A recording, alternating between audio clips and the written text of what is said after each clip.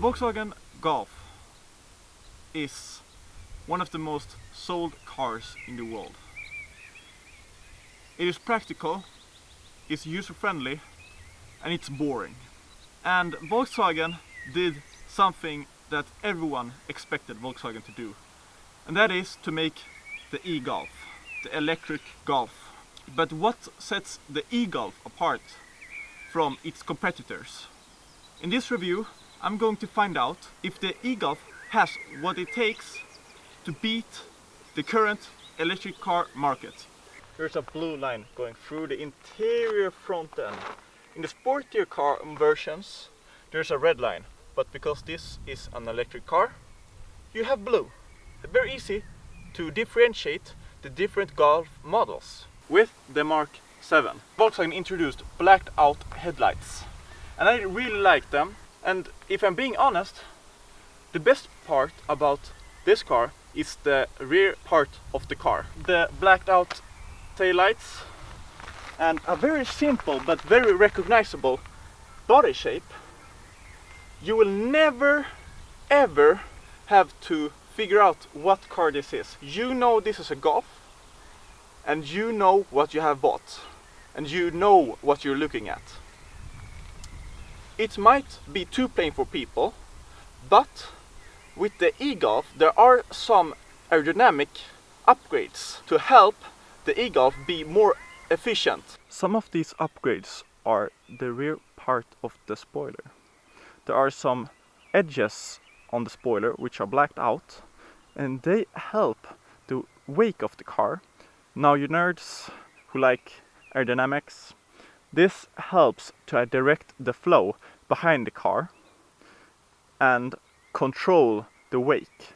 And controlling the wake helps reduce the drag of the car.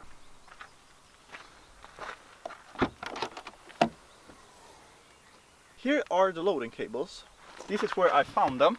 They can be stored underneath here because you have no spare tire.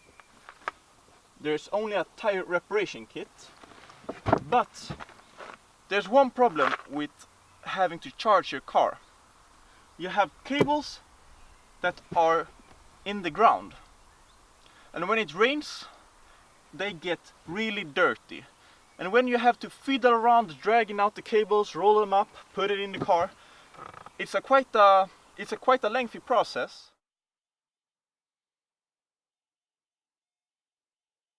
Side you find skin or leather seats, which are very comfortable, a very slippery doormat, some nice inserts, and at the sides you have the same inserts, but during the night they light up blue. The same at the rear, at the down ceiling when you step over your feet. The interior in general is very German and very plain in some ways, but everything is there and everything works almost as you expect everything to work. There's a huge middle display, and I have found that this display is a bit slow on some parts.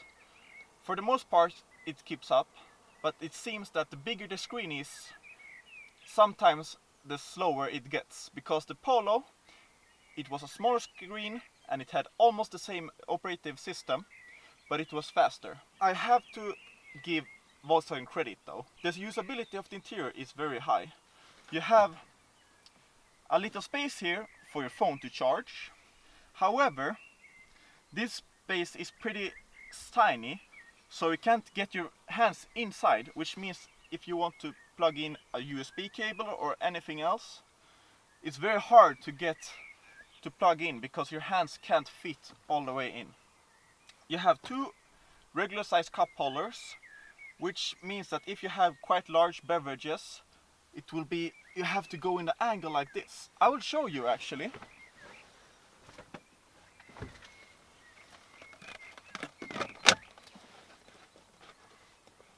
These are Powerades, they do not sponsor me, but as you can see, sometimes when I want to shift back and forth, I have to go in this angle.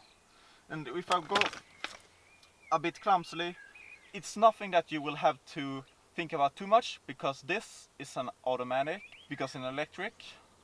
But that's something to think about. If you have some hot coffee or anything in a large container, you will most likely knock some beverage out.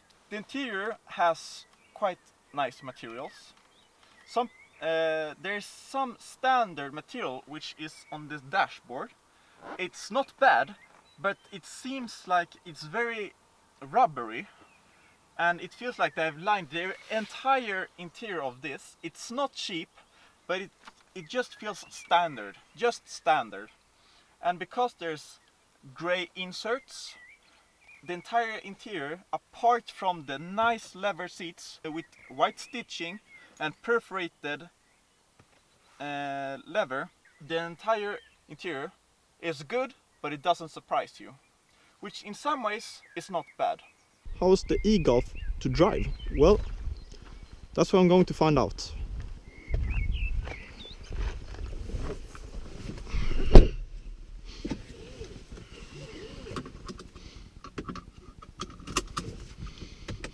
You start up the car and you hear a beep, but nothing else. I have the car in drive, so let's see how the e-Golf is to drive. So there's no sound, only from the AC, which I will turn down a bit. It's quiet, it's a Golf. There's this big screen, but what we'll talk about is how the electric engine feels.